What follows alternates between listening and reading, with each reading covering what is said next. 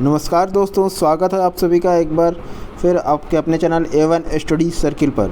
तो फ्रेंड, आज की वीडियो होने जा रही है मध्यकालीन इतिहास की। ठीक है, तो इसके पहले का एंशिएंट काल का सारे हमने क्वेश्चन करा दिए हैं। आपको हमारे चैनल पर जाके हमारे चैनल को सब्सक्राइब कर लीजिएगा A1 स्टडी सर्किल को, और उस सारे वीडियो को देख लीजिएगा। ठीक है, तो आज की क्लास स्टार्ट होगी आपकी क्वेश्चन नंबर 14, यानी लास्ट वीडियो हमारी क्वेश्चन नंबर 14 में ख़त्म हुआ था, युद्ध जिसमें भारत में मुस्लिम शक्ति की स्थापना हुई थी। ठीक है, तो ये क्वेश्चन मैं करा दिया था। क्वेश्चन नंबर 15 का से हमको आज के वीडियो स्टार्ट करना है। चलिए ठीक है, वीडियो स्टार्ट करने से पहले आप लोगों से एक रिक्वेस्ट है कि आप लोग अगर चैनल पर नए हो तो हमारे चैनल को सब्सक्राइब कीजिएगा, और प्लस साथ ही साथ इस वीडियो को देखने का मतलब ये होना चाहिए कि आप लोग एक पेपर और पेन लेके इन सारे क्वेश्चन को नोट डाउन करिए। बहुत ही स्टैंडर्ड क्वेश्चन है, हर साल एग्ज़ाम में पूछे गए हैं, और बहुत इंपॉर्टेंट क्वेश्चन है, आने वाले हैं, आपके एग्ज़ाम में भी आने की संभावना बहुत ज़्यादा है। ठीक है, चलिए फटाफट आप वीडियो को स्टार्ट करते हैं। वीडियो शुरू करने किया जाए 16 क्वेश्चन से। ठीक है, कह रहा है कि निम्नलिखित में से 15वां क्वेश्चन,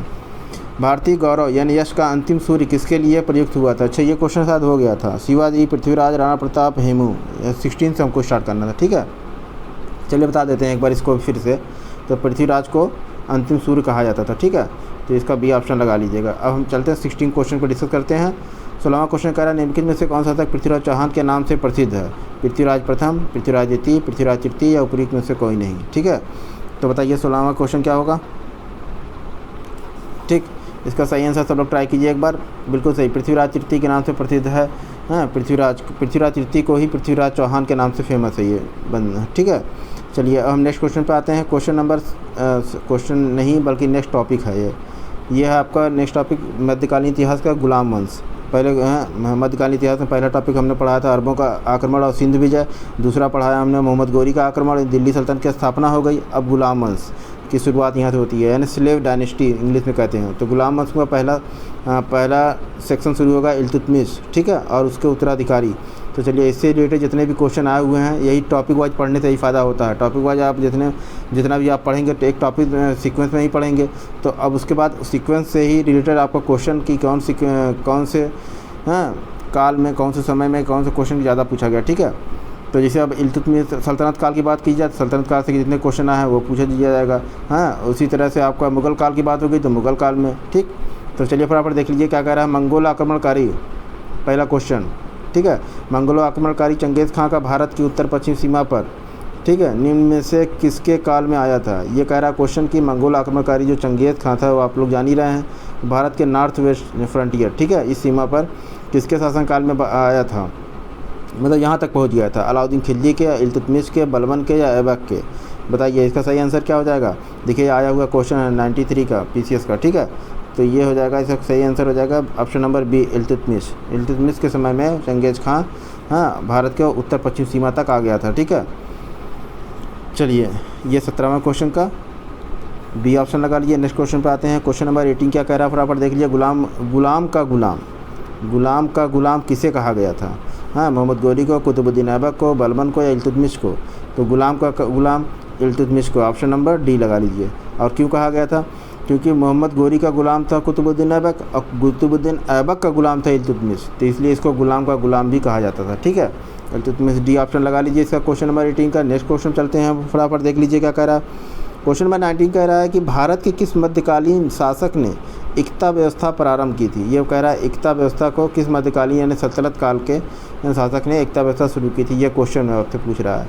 तो जहाँ भी एकता व्यवस्था की बात आवे तो यहाँ आप ठीक ऑप्शन सीधे इल्तुतमिश लगाइएगा। इल्तुतमिश ने ही एकता व्यवस्था की शुरुआत की थी। ठीक, चलिए क्वेश्चन नंबर 19 का ए ऑप्शन लगा लीजिएगा। ठीक है, अब ये हो गया इल्तुतमिश से रिलेटेड आए हुए क्वेश्चन। अब हम चलते हैं नेक्स्ट टॉपिक पे, आपका सल्तनत काल के ही दूसरे सुल्तान बलबन की बात। हाँ, तो बलबन एंड उसके उत्तराधिकारी, तो बलबन एंड इट्स सक्सेसर। तो क्या क्वेश्चन नंबर 20, निम्नलिखित में से कौन रक्त और लौह की नीति में विश्वास करता था? ये क्वेश्चन बहुत बार पूछा गया है। ठीक है, पीसीएस में ही पूछा गया है, GIC प्रवक्ता में देखिए आपको दिख ही रहा होगा, और इसको PGT वगैरह जितने भी एग्जाम होते हैं इसमें पूछने वाला क्वेश्चन, अब बहुत इंपॉर्टेंट क्वेश्चन है। ठीक है, रक्त और लौह की बात होगी। सल्तनत का कौन सा बादशाह था? तो सल्तनत काल का सुल्तान बलबन। ठीक है, तो रक्त और लौह की जहाँ नीति होगी इसमें कौन विश्वास करता था? गयासुद्दीन बलबन, यानी ऑप्शन नंबर बी। ठीक है, चलिए नेक्स्ट क्वेश्चन पे आते हैं, फटाफट देख लीजिए क्या कह रहा है। दिल्ली के किस सुल्तान के विषय में कहा गया है कि उसने रब्त और लौह की नीति अपनाई थी। वही ऊपर वाला क्वेश्चन है, घुमा दिया गया। ठीक है, इसका सीधा आंसर ना तो इल्तुतमिश होगा, ना तो जलालुद्दीन फिरोज खिलजी होगा, ना ही फिरोज शाह तुगलक होगा। इसका सही आंसर बी ऑप्शन लगा लीजिए। ठीक, चलिए अब फटाफट देख लेते हैं 22वां क्वेश्चन क्या कह रहा है। 22वां क्वेश्चन आपकी स्क्रीन पर दिख रहा होगा। ठीक है, क्वेश्चन में कह रहा है कि निम्नलिखित में से बलबन के काल में विद्रोह करने वाला बंगाल का गवर्नर कौन था। ये क्वेश्चन में पूछा गया। ठीक है, तो बलबन जब दिल्ली सल्तनत का सुल्तान था तो इसके समय में विद्रोह हुआ था। ठीक है, बंगाल में, तो उसका गवर्नर कौन था। ठीक, तुगरिल खां, ऑप्शन बी अली मर्दान खां, ऑप्शन सी कह रहा है बुगरा खां, या ऑप्शन डी कह रहा है उपयुक्त में से कोई नहीं।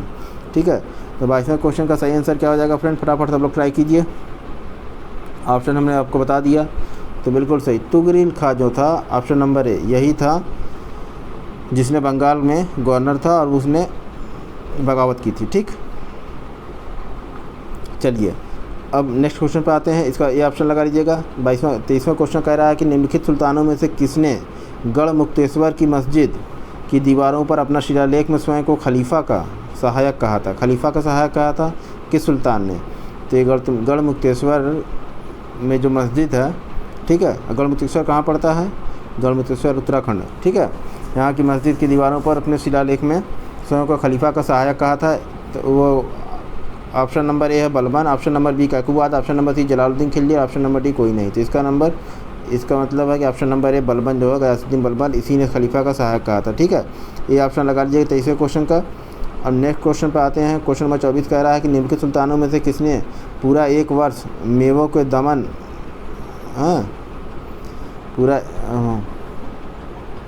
एक वर्ष मेवों के दमन और दिल्ली के निकटवर्ती जंगल कटवाने में समर्पित कर दिया था, पूरे एक साल तक। ठीक है, और दिल्ली के निकटवर्ती जो जंगल थे उनको कटवाने में और मेवों को दमन करने में इल्तुतमिश, नसरुद्दीन महमूद, बलबन या फिर जलालुद्दीन खिलजी।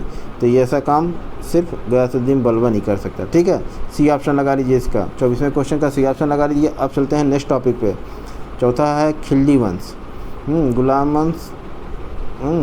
उसके बाद अब आता है गुलाम वंश के बाद खिलजी वंश। गुलाम वंश में 3 शासक हुए। हाँ, पहला तो वो कुतुबुद्दीन ऐबक बता ही दिए थे। उसके बाद इल्तुतमिश और बलबन, ये 3 हो गए। अब उसके बाद आता है अगला वंश खिलजी वंश, खिलजी डायनेस्टी। तो खिलजी डायनेस्टी की बात करते हैं तो इसमें एक क्वेश्चन कथन कारण से संबंधित है। ठीक है, तो जरा से इसको भी देख लेते हैं फटाफट। क्या कह रहा है कि अलाउद्दीन कथन है, स्टेटमेंट है कि अलाउद्दीन के दक्षिण के अभियान धन प्राप्ति के अभियान थे। ठीक, ये स्टेटमेंट है। ठीक, आप इसका कारण क्या दे रहा है, वह दक्षिणी राज्यों को कब्जे में करना चाहता था। ठीक है, अब बताइए इसका ए और आर दोनों सही है। ऑप्शन नंबर ए कह रहा है ए और आर दोनों सही है और आर एक ही सही व्याख्या कर रहा है। ऑप्शन बी कह रहा है कि ए आर दोनों सही है लेकिन आर एक ही भी सही व्याख्या, यानी कारण जो है कथन की सही व्याख्या नहीं कर रहा है। ऑप्शन सी कह रहा है ए सही है परंतु आर गलत है। ऑप्शन डी कह रहा है ए गलत है परंतु आर सही है। बताइए 25वां क्वेश्चन का सही आंसर क्या हो जाएगा। सब लोग ट्राई कीजिए। ठीक है, बिल्कुल सही, कथन तो सही है, कथन तो सही है, इसमें कोई दो राय नहीं है, लेकिन कारण जो है कारण गलत है। ठीक है, दक्षिण के राज्यों को कब्जे नहीं करना चाहता था। कब्जा मतलब क्या होता है कि उसमें वो अप्रत्यक्ष रूप से शासन करता था। वो दक्षिण के राज्यों को अगर विजय करता था, ठीक है, तो विजय करने के बाद वह उनसे टैक्स लेता था। ठीक है, और कहता था आप शासन आप करो और आप हमको इतना रुपया टैक्स देते रहो साल का। ठीक है, ये उसका मेन मोटिव था। चलिए ये इसका सही आंसर क्या हो जाएगा 25वें का, सी ऑप्शन लगा लीजिए, ये सही आर गलत। चलिए नेक्स्ट क्वेश्चन पे आते हैं, फटाफट देख लीजिए क्या कह रहा है। अलाउद्दीन खिलजी ने दिल्ली में मूल्य नियंत्रण लागू किया था। वह दिल्ली में अपने राजभवन के निर्माण में लगे हुए कारीगरों को कम वेतन देना चाहता था। ठीक है, उसने अलाउद्दीन खिलजी ने मतलब कि मूल्य का नियंत्रण नीति लागू की थी कि दाम नहीं बढ़ने देंगे, दाम बांधो। ठीक है, तो कारण क्या था कि वह दिल्ली में अपने राजभवन के निर्माण में लगे हुए कारीगरों को कम वेतन देना चाहता था। ऐसा नहीं है, कथन सही है लेकिन कारण गलत है। कथन तो सही है और कारण गलत है, यानी इसका भी सी ऑप्शन होना चाहिए। ठीक है, चलिए इस क्वेश्चन को 26वें क्वेश्चन का सही आंसर क्या हो जाएगा, बिल्कुल सही, सी ऑप्शन होगा। नेक्स्ट क्वेश्चन पे आते हैं। क्वेश्चन नंबर 27 क्या कह रहा है कि निम्न कथनों पर विचार कीजिए जो अलाउद्दीन खिलजी से संबंधित है। उसने कृषि ज़मीनों की पैमाइश के बाद ज़मीन की मालगुजारी वसूल की। ठीक, उसने लगान को अपनी पूरी सल्तनत में लागू किया। ठीक। ऑप्शन नंबर सी कह रहा, थर्ड स्टेटमेंट कह रहा है कि उसने प्रांतों के गवर्नरों के अधिकारों को समाप्त कर दिया। ठीक है, तो ये 3 हो गया। अब हम एक आध और देखते हैं, और है शायद नहीं है। अच्छा चलिए इसे आंसर बताते हैं। 27वें क्वेश्चन का आंसर क्या होगा? 3 तो स्टेटमेंट है। ठीक है, अब ये इन 3 स्टेटमेंट के हिसाब से आपको कोड दिया गया है। इन कोडों को सहायता से सही आंसर बताइए क्या होगा। ठीक, तो एक बार क्वेश्चन को और देख लेना चाहिए। ठीक है, क्या कह रहा है, जैसा यहाँ पे आए, कह रहा है पहला स्टेटमेंट क्या है कि उसने कृषि, हाँ, उसने कृषि ज़मीनों की पैमाइश के बाद ज़मीन की मालगुजारी वसूल की थी। ठीक है, तो पैमाइश के बाद मालगुजारी वसूलने की, यानी टैक्स वसूलने की, ज़मीन की पैमाइश के बाद टैक्स वसूल करने की प्रथा उसने ही चलाई थी। ये सही है। ठीक है, उसने लगान को अपनी पूरी सल्तनत में लागू किया था। ये नहीं सही है। ठीक है, और उसने प्रांतों के गवर्नरों के अधिकारों को समाप्त कर दिया था। ये भी सही है। तो 1 और 3 सही है। ठीक है, अब हम चलते हैं कूट की तरफ। ठीक, कूट की तरफ आते हैं, फटाफट देख लेते हैं कूट में क्या क्या है। 1 और 3 सही है। 1 और 3 सी ऑप्शन में, सी वाले ऑप्शन ये लगा लीजिए। ठीक है, चलिए नेक्स्ट क्वेश्चन पर आते हैं, फटाफट देख लिए। निम्नलिखित में से किस मध्यकालीन शासक ने सार्वजनिक वितरण प्रणाली ने पब्लिक डिस्ट्रीब्यूशन सिस्टम पीडीएस जो आजकल चल रहा है वही। ठीक है, मध्यकालीन शासक ने सबसे पहले सार्वजनिक वितरण प्रणाली प्रारंभ की थी? अलाउद्दीन खिलजी ने, बलबन ने, फिरोज शाह तुगलक ने या मोहम्मद बिन तुगलक ने? बताइए। 28वें क्वेश्चन का सही आंसर क्या हो जाएगा? सब लोग ट्राई कीजिए। बिल्कुल सही, अलाउद्दीन खिलजी ने किया था, ए ऑप्शन। ठीक है, उसके बाद 29 क्वेश्चन, अलाउद्दीन खिलजी ने ही सार्वजनिक वितरण प्रणाली सर्वप्रथम शुरू किया था। चलिए नेक्स्ट क्वेश्चन पर आते हैं। क्वेश्चन नंबर 29 क्या कह रहा है कि दिल्ली के किस सुल्तान ने उत्पादन या उपज का 50% भू राजस्व के रूप में वसूला था? ठीक है, दिल्ली के किस सुल्तान ने? तो इसमें 4 ऑप्शन आपको दिख रहा है क्वेश्चन में। इल्तुतमिश है, बलबन है, अलाउद्दीन खिलजी है, फिरोज शाह तुगलक है। तो इसका सी ऑप्शन लगा लीजिएगा। अलाउद्दीन खिलजी ही था वो सुल्तान जिसने भू राजस्व का 50% टैक्स वसूला था। ठीक है, चलिए नेक्स्ट क्वेश्चन पे आते हैं, फटाफट देख लीजिए क्या कह रहा है। 1303 में काकतीय शासकों की सेना में निम्न में से किसकी सेना को वारंगल में परास्त किया? काकतीय शासकों की सेना ने, इन चारों में से ऑप्शन आपको दिया गया है, इनमें से किसकी सेना को वारंगल में परास्त किया था? इल्तुतमिश की, बलबन की, अलाउद्दीन खिलजी की या फिर मोहम्मद तुगलक की? ठीक है, तो बताइए काकतीयों ने किनको परास्त किया था? ठीक है,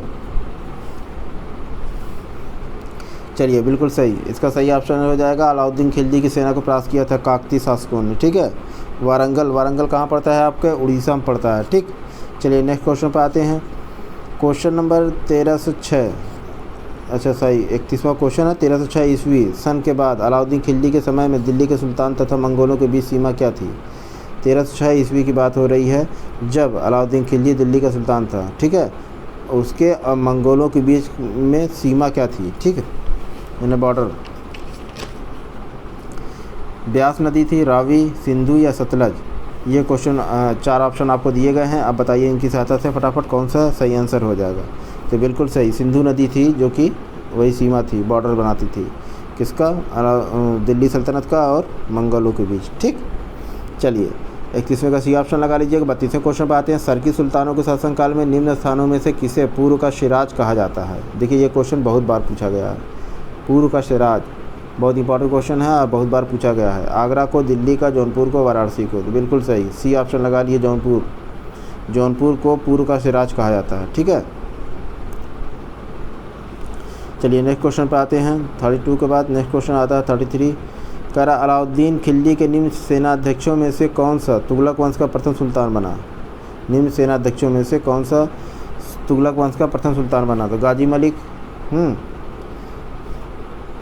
गाजी मलिक, मलिक काफूर, जफ़र खां, उबेक खां? ये 4 ऑप्शन आपकी स्क्रीन पर दिख रहे होंगे।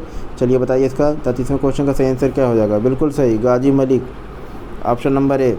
यही अलाउद्दीन खिलजी के मृत्यु के बाद वो दिल्ली सल्तनत का सुल्तान बना था, तुगलक वंश का। ठीक, गयासुद्दीन गाजी मलिक, जिसका पूरा नाम गयासुद्दीन तुगलक था। ठीक है, चलिए नेक्स्ट क्वेश्चन पे आते हैं, इसका ए ऑप्शन लगा लीजिएगा। नेक्स्ट क्वेश्चन पे आते हैं, कह रहा है घरई और घरी जिसे हम गृह कर लगाने वाला दिल्ली का प्रथम सुल्तान कौन था? प्रथम सुल्तान कौन था जिसने गृह कर यानी हाउस टैक्स लगाया था? ठीक है, बलबन ने, खिलजी ने, मोहम्मद तुगलक ने या फिर फिरोज तुगलक ने? चलिए बताइए 34वें क्वेश्चन का सही आंसर क्या हो जाएगा? सब लोग ट्राई कीजिए। बिल्कुल सर, बिल्कुल बी ऑप्शन लगा लीजिए, अलाउद्दीन खिलजी। अलाउद्दीन खिलजी जो है हाउस टैक्स लगाने वाला प्रथम सुल्तान था। ठीक है, चलिए ये हो गया 34। अब हम चलते हैं 35 क्वेश्चन। अच्छा 35 क्वेश्चन नहीं, यहाँ पे इस टॉपिक ख़त्म। ठीक है, अब नेक्स्ट खिलजी वंश के बाद तुगलक वंश की बात आ रही है। 5वां है इसमें सल्तनत काल में तुगलक वंश यानी तुगलक डायनेस्टी। क्या है? निम्न कथनों पर विचार कीजिए। क्वेश्चन 35वां कह रहा है कि कथन है मोहम्मद तुगलक की प्रतीक मुद्रा की जो योजना थी वह असफल सिद्ध हुई। अच्छा, कारण क्या बता रहा है कि मोहम्मद तुगलक का मुद्रा का निर्गमन पर उचित नियंत्रण नहीं था। ये कारण है, ये कथन है। अच्छा चलिए इनकी हेल्प से आपको सही उत्तर का चयन करना है। ठीक है, तो मोहम्मद तुगलक की प्रतीक मुद्रा योजना जो थी असफल सिद्ध हुई, ये सबको पता है। ठीक है, ये तो कथन सही हो गया।